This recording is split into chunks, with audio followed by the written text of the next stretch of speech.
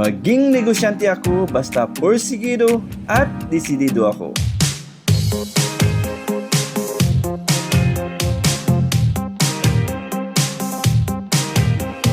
Ang success story ng Mr. DIY mula sa isang maliit na tindahan hanggang sa pandaigdigang tagumpay. Kanegosyante, kapag narinig mo ang pangalang Mr. DIY, malamang naiisip mo ang malaking tindahan na puno ng iba't ibang produkto para sa bahay, opisina, sasakyan at marami pang iba. Ngunit, alam mo ba na ang higanting negosyong ito ay nagsimula rin sa simpleng pangarap? Ang Mr. DIY ay itinatag noong 2005 sa Malaysia. Ang layunin nito ay simple lamang, magbigay ng malawak na pagpipilian at dekalidad na produkto sa presyong abot kaya ng karaniwang mamimili. Sa simula, isa lamang itong maliit na tindahan. Hindi ito agad naging sikat. Hindi rin ito agad naging malaking kumpanya. Ngunit, nakita ng mga nagtatag nito ang isang malaking oportunidad. Napansin nila na maraming tao ang naghahanap ng mga gamit sa bahay, hardware at pang-araw-araw na pangangailangan sa isang lugar lamang. Kaya gumawa sila ng tindahan na may libo-libong produkto ngunit nananatiling mababa ang presyo. Habang maraming negosyo ang nakikigkompetensya sa laki ng puhunan, ang Mr. DIY ay nakipagkompetensya sa halaga at serbisyong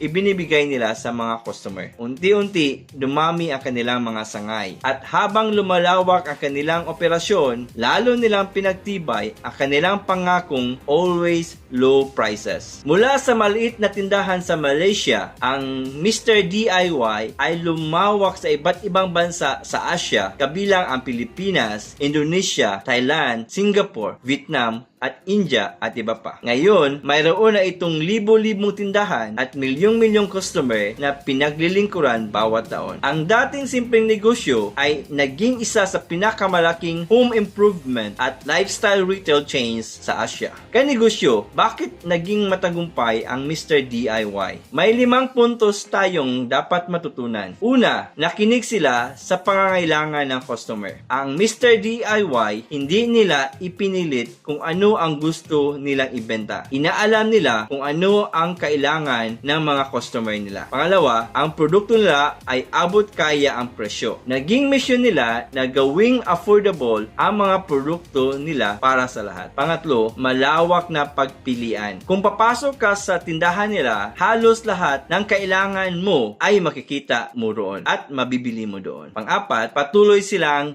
lumalawak. Hindi sila nakontento sa isang branch lamang. Patuloy silang nagbukas ng bagong mga tindahan upang mas marami pang tao ang kanilang mapagsilbihan. Panglima, consistent ang kalidad. Kahit mababa ang presyo ng produkto nila, sinikap nilang mapanatili ang kalidad ng kanilang produkto.